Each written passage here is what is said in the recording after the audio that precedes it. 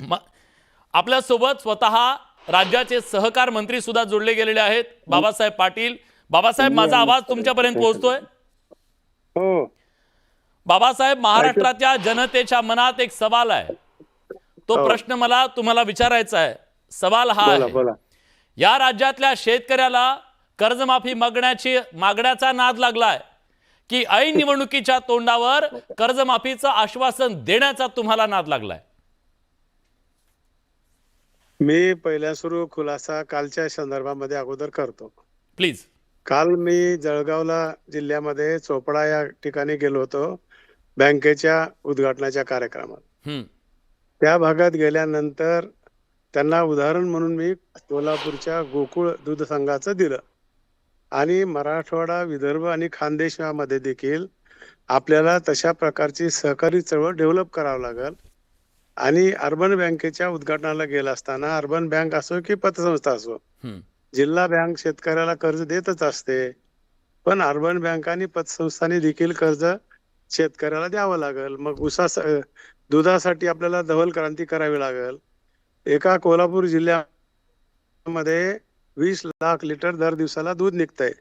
त्याचे पैसे 10-10 दिवसाला मिळतात आणि तोच धागा धरून मी माझ्या मतदारसंघामध्ये दूध डेअरी काढली आहे.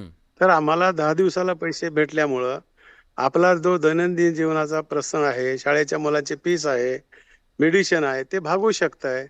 एखाद्या शेतीमालाला भाव कमी असला तर आपण 2-3 महिन्यात विकलो तर आपल्याला त्याच्यामध्ये फायदा होऊ शकतोय.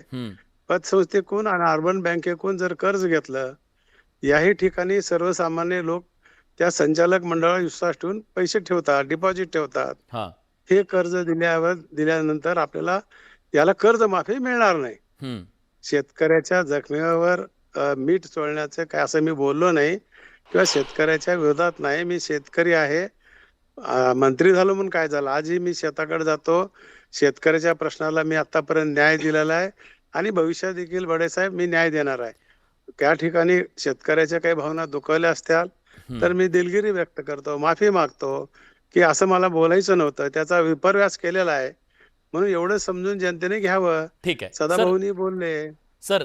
एक बोला. गोष्ट तुम्ही दिलगिरी व्यक्त केली, पण प्रश्न काय माहितीये का, या आधी सुद्धा आपल्या पक्षाचे माजी कृषी मंत्री आहेत, त्यांना तर जावं लागलं समजा, पण त्यांनी सुद्धा अशाच प्रकारे अनेक वक्तव्ये केली. सातत्यानं शेतकऱ्यांच्या मनावर वेदना होतील अशा प्रकारची वक्तव्ये केली. वक्तव्य करायचं आणि त्याच्यानंतर दिलगिरी व्यक्त करायची हे महाराष्ट्रात गेल्या काही दिवसापासून सुरू आहे. पण मला सांगा, सोडून द्या, पण तुम्ही काय म्हणला ते सोडून द्या वक्तव्य. या महाराष्ट्रातल्या शेतकऱ्यांना सांगा, आज तो आशेनं बसलाय, बघतोय तुमच्याकडे. आज तुमच्याकडेच अपेक्षा आहे सगळ्यांच्या, त्याला कर्जमाफी दिली जाणार आहे का, त्याच्यावर एकदा स्पष्ट तुमची भूमिका येऊ द्या की या राज्यातल्या शेतकऱ्याला कर्जमाफी दिली जाणार आहे का. तुम्ही आश्वासन दिलं होतं, तुम्ही प्रामाणिकपणे मान्य केलं की निवडणुकीत आम्ही येतो, सांगतो, निघून जातो, पण खरं काय आहे एकदा कळू द्या जनतेला. एक मिनिट ऐकून घ्या. अगोदर मी मतदारसंघामध्ये आणि मतदारसंघाच्या बाहेर देखील जिथं जिथं अशा काही घटना घडल्यात, काही लोकांचे मृत्यू झालेत, त्या ठिकाणी गेला असताना मी चॅनेलला देखील बातमी दिली होती. माझं मत मांडलं होतं की ही परिस्थिती आहे, आम्हाला शेतकऱ्याला अशा संकटामध्ये आमच्या सरकारची तिजोरी खाली करण्याची वेळ आली आहे, तर आम्ही करणार आहोत. आणि सरकारलाही मी विनंती करतो म्हणलं की आमच्या विकासाची कामं एखादी वर्ष थांबवा, पण शेतकऱ्याला अशा वेळेस आपण मदत करावी, अशा प्रकारची भूमिका मांडलेली आहे आणि ते देखील तुमच्या चॅनलवर आहे. ती बघा. आता कर्जमाफीच्या संदर्भातला प्रश्न आहे, त्या संदर्भामध्ये राज्याचे मुख्यमंत्र्यांनी त्यावेळेस सांगितलंय की आपल्याला कर्जमाफी द्यायची आहे. त्याच्यासाठी एक कमिटी बसवलेली आहे. त्याचे प्रमुख आमचे प्रवीण परदेशी आहेत आणि मग कुणाला कर्जमाफी द्यायची आहे या संदर्भात सरकार विचार करून देणार आहे. बरं, पण तुम्ही आता आश्वस्त करताय महाराष्ट्रातल्या जनतेला की कर्जमाफी दिली जाणार आहे, कारण तुमच्या एका शब्दावर खूप गोष्टी होतात सर. आज राज्यातला सगळा शेतकरी बघतोय हे सगळं, म्हणून मी तुम्हाला विचारतोय. बरोबर आहे ना, सांगितलं की मी की बाबा त्यांनी कमिटी बसवली आहे, कोणत्या शेतकऱ्याला मदतीची गरज आहे अशा प्रकारची अधिकारी त्या ठिकाणी कमिटी बसवली आहे आणि ती कमिटी ज्यावेळेस निर्णय देईल त्यावेळेस आपलं सरकार देण्यासाठी आमच्या मुख्यमंत्र्यांनी त्यावेळेस सांगितलं होतं, असं सभागृहात देखील सांगितलेलं आहे. ठीक आहे. सदाभाऊ खोत आपल्या सोबत आहेत. मी सदाभाऊंना पण विचारतो की सदाभाऊ, हो. कर्जमाफीच्या संदर्भात प्रक्रिया सुरू झालेली आहे? निश्चितपणानं सांगतो की जाहीरनाम्यामध्ये जी घोषणा केलेली होती त्याची अंमलबजावणी निश्चितपणानं सरकारकडून होणार आहे. आज त्याच्याबद्दल माझ्या मनामध्ये अजिबात शंका नाही आहे. आताच्या पहिल्या टप्प्यामध्ये हे जे संकट आलं त्याला सावरायला चांगलं पॅकेज खऱ्या अर्थानं सरकारनं या ठिकाणी दिलेलं आहे. मुद्दा हा राहतो की मला दोनच प्रश्नांची उत्तरं द्यायची आहेत की सहकार मंत्री एक स्वभावानं खरंच चांगला आणि शांतमय जाणारं व्यक्तिमत्व आहे. आता त्यांच्या मुखातून गेली जायला नाही पाहिजे होती. पण मी सहकार मंत्र्यांना स्पष्ट सांगतो की तुमच्या हातात किती आहे मला माहित आहे. या महाराष्ट्रामध्ये तुम्ही आता म्हणला की कोल्हापूर सारखा व्यवसाय मराठवाड्यातल्या शेतकऱ्याच्या मुलांनी केला पाहिजे, जोडधंदा शेतीला केला पाहिजे. सहकार मंत्र्यांना एक प्रश्न विचारतो की राज्यामध्ये ज्या जिल्हा मध्यवर्ती बँका आहेत ते शेतकऱ्याच्या पोरांना जोडधंद्याला कर्ज देतात का? एकदा एक आकडा जाहीर करा. शेतकऱ्याला किती कर्ज दिलं गेलंय आणि शेतकऱ्यांची संख्या किती आणि त्या बँकेतल्या टोल टाकणाऱ्या गाड्यांना कर्ज किती दिलंय? एका एकानं 200-300 कोटी डायरेक्टर नात्यागोत्यात त्यांनी हाणलंय आणि शेतकऱ्याला 10,000, 20,000, 25,000 त्याच्या घरादाराचा तुम्ही निलावा करताय. राज्यामध्ये एकदा जिल्हा मध्यवर्ती बँकेची यादी काढा. त्यांच्या संस्थांना यांच्या बगल बच्च्यांना कर्ज किती दिलंय. कारण या सगळ्या जिल्हा मध्यवर्ती बँकेला विळाका त्यांनी घातलेला आहे. तुम्ही कर्जदार शेतकऱ्याला मताचा अधिकार देणार आहे का? या कर्जदार शेतकऱ्याला मताचा अधिकार मी विचारतो. खूप महत्वाचा मुद्दा तुम्ही उपस्थित केलाय. खूप महत्वाचा मुद्दा उपस्थित केलाय. मंत्री महोदय काय म्हणता? त्यांची सदाभाऊ ऐका, तुम्ही कुठेतरी काहीतरी कमी जास्त झाला असं नाही म्हणत नाही. आता मी ज्या बँकेचा डायरेक्टर आहे गेल्या 35 वर्षापासून, लातूर जिल्हा मध्यवर्ती बँक हे मराठवाड्यातली बँक आहे. शेतकऱ्याच्या मुलाला 100-125 लोकांना आम्ही एज्युकेशन लोन चालू केलंय, त्यांना पैसे दिलेत. एवढंच नाही, त्यांना आम्ही पुण्या सगळ्याला गाठून विचारलंय की तुम्हाला कर्ज दिलं त्याच्यामुळे पैसे मंत्री महोदय शेतकऱ्याच्या पोरांना किती दिली ती किती कोटी दिली ते एकदा आकडा जाहीर करा आणि या बाकी बच्च्यांना साखर. पण आता आकडा नसेल त्यांच्याकडे समजा, कारण कागदोपत्री पैसे दिले तो आकडा काढा. बघा बऱ्याच बँकामध्ये दिलेला आहे. शेतकऱ्याच्या मुलाला शिक्षणासाठी एज्युकेशन लोन साठी राष्ट्रीयकृत बँका देत नाहीत. जिल्हा मध्यवर्ती बँका माझी बँक सगळ्याचा आकडा पाहिजे असेल तर सदाभाऊलाही देतो मी.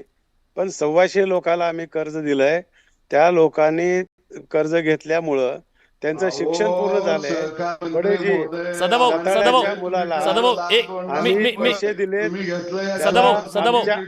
सभेमध्ये मला या चर्चेमध्ये ना सहकार मंत्री महोदयांना आणि तुम्हाला दोघांना पण एक गोष्ट ऐकवायची आहे. आज एक गोष्ट दोघांना सुद्धा ऐकवायची, आपण त्याच्यावर वेगळा डिबेट करू. आज एक गोष्ट ऐकवायची आहे. शिवार हेल्पलाईनचे विनायक हेगाणा आज आपल्या इथं आहेत. हे विनायक हेगाणा काय करतात ते सांगतो तुम्हाला. या राज्यातल्या आता संकटात असलेल्या शेतकऱ्यांसाठी एक हेल्पलाईन चालवतात. त्या हेल्पलाईनला निराश झालेले, अगतिक झालेले, खचलेले शेतकरी फोन करतात. त्यांचं काउन्सिलिंग करण्याचं ते काम करतात. त्यांना आधार देण्याचं, मनोबल वाढवण्याचं ते काम करतात. मी आकडेवारी सांगतो, गेल्या 15 दिवसात 5,446 लोकांचं जे अतिशय डिप्रेशनमध्ये त्यांचं त्यांनी काउन्सिलिंग केलेलं आहे. आणि मराठवाड्यातले सगळ्यात जास्त जिल्हे आहेत याच्यामध्ये. विनायक हेगाणा सांगतील नेत्यांचं एक स्टेटमेंट शेतकऱ्याला कसं मनोबल खच्ची करतं. विनायकजी सांगा तुम्ही कुठल्या कुठल्या स्टेटमेंट नंतर कशा प्रकारे कॉल वाढतात आणि कशा प्रकारे नैराश्य कमी होतं ते सांगा प्लीज सांगा. पाटील साहेब, जसं सरकारनं हे सगळी मदत जाहीर केली, जवळपास 60% शेतकऱ्यांचे फोन येणं आम्हाला बंद झालं. जसं तुमचं हे वक्तव्य सगळीकडे आज जाहीर झालंय, आम्हाला जवळपास 856 कॉल 26 जिल्ह्यातून आम्हाला शिवार हेल्पलाईनवर आलेत. साहेब, तुम्हाला हात जोडून आम्ही सगळ्या शेतकऱ्यांच्या वतीनं विनंती करतो की अशी वक्तव्य एक शेतकऱ्याला उदासीनतेकडे आत्महत्यापर्यंत घेऊन जातात. त्यामुळे यापुढे आपण कृपया करून जबाबदारीनं अशी वक्तव्य करावीत. आणि महाराष्ट्रातील सगळ्या नेत्यांना आम्ही हात जोडून विनंती करतो, शेतकऱ्यांची पोरं म्हणून करतो, कारण तुमच्या प्रत्येक एका वाक्यावर शेतकरी कुठंतरी आस लावून बसलाय आणि विचार करतोय की कधी ना कधी तरी कर्जमाफी होईल आणि मी ह्याच्यातून बाहेर पडेल. महाराष्ट्रात मागच्या दोन कर्जमाफ्या जाहीर झाल्या. आत्तापर्यंत आम्हाला 5,736 शेतकऱ्यांचे फोन येऊन गेलेत. त्याच्यामध्ये आम्ही एका शेतकऱ्याला विचारलं गेलेलं आहे की 2022 ते 2025 ह्या काळात शेतकऱ्यांचं कर्ज वाढत गेले आणि त्याच्यातनं आत्ता कर्जमाफीची गरज भासते. यानं तर त्या कारणानं शेतकरी नागवला जातोय आणि उदार स्थितीमध्ये जातोय. दुसरा आधीचा मुद्दा सगळा हा चाललेला, या मराठवाड्यामध्ये आणि विदर्भामध्ये जे काय मोठं हे महापूर झालं याचं सगळ्यात नुकसान हे पशुधनाला झालेलं आहे शेतकऱ्याच्या. जर तुम्ही हे जे आता जळगावचा उल्लेख केला तिथं तुम्ही जाहीर करत होता, तर सरकारनं आत्ता पशुधनासाठी NDRFच्या रूलनुसार 3 पेक्षा जास्त कुठलीही मदत अजून जाहीर केलेली नाही आहे. एक नांदेडचे शेतकरी आहेत, 40 त्यांची जनावरं दगावलेली आहेत. तरी असं सरसकट आणि मागच्या 5 महिने ते 2 वर्षाच्या काळामध्ये लंपी नावाचा जो आजार महाराष्ट्रामध्ये फोपावला गेला, त्यावेळी जेवढ्या काही महाराष्ट्रातील इन्शुरन्स कंपन्या आहेत त्या सगळ्या कंपन्यांनी या जनावरांना इन्शुरन्स द्यायचं बंद केलं. आज जर तो इन्शुरन्स शेतकऱ्याच्या दावणीला असता, त्या जनावरांना असता, तर आज ती मदत उभा राहिली असती.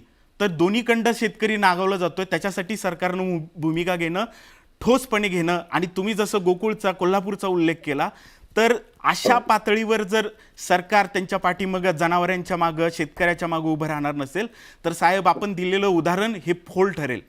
आणि सर सगळ्यात महत्वाचं काय माहितीये का, राजकीय नेत्यांच्या, तुम्ही आज खरं तर मी अभिनंदन केलं, तुम्ही येण्याच्या आधी माझं ओपनिंग बघा, राजकारणात एक अतिशय धाडसी विधान तुम्ही केलं की निवडणुकीच्या तोंडावर आम्ही येतो आणि आश्वासन देतो, लोक त्याच्यावर विश्वास ठेवतात. पण खरंच क्रेडिबिलिटीचा विषय निर्माण झालाय. कुणावर विश्वास आणि कसा विश्वास ठेवावा हा शेतकऱ्यांवरती प्रश्न पडलेला आहे. तुम्हाला वाटतं का की आता या पुढच्या काळात शेतकऱ्यांनी, इथल्या जनतेनं राजकीय नेत्यांच्या कुठल्या आश्वासनावर विश्वास ठेवू नये?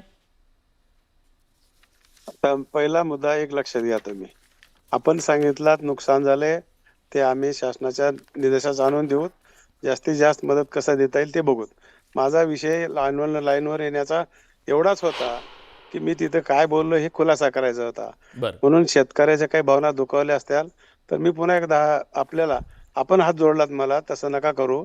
मी तुमचा सहकारी आहे, तुम्हालाच हात जोडतो आणि मी दिलगिरी व्यक्त करतो. आणि मी शेतकऱ्याच्या बाजूने मागही होतो आणि भविष्यात बी राहणार आहे. विनाकारण राजकारण करायचं काही लोक प्रयत्न करतायत, त्यांना जे करायचं ते करा म्हणावं. आम्ही सोबत आहोत, आम्ही सरकार शेतकऱ्याच्या पाठीमाग आहे. ठीक आहे. आणि जे जे काही बोललोय ते आम्ही करणार आहोत. ठीक आहे. धन्यवाद. खूप खूप धन्यवाद सर, तुम्ही न्यूज 18 लोकमतशी बोललात त्याबद्दल. आणि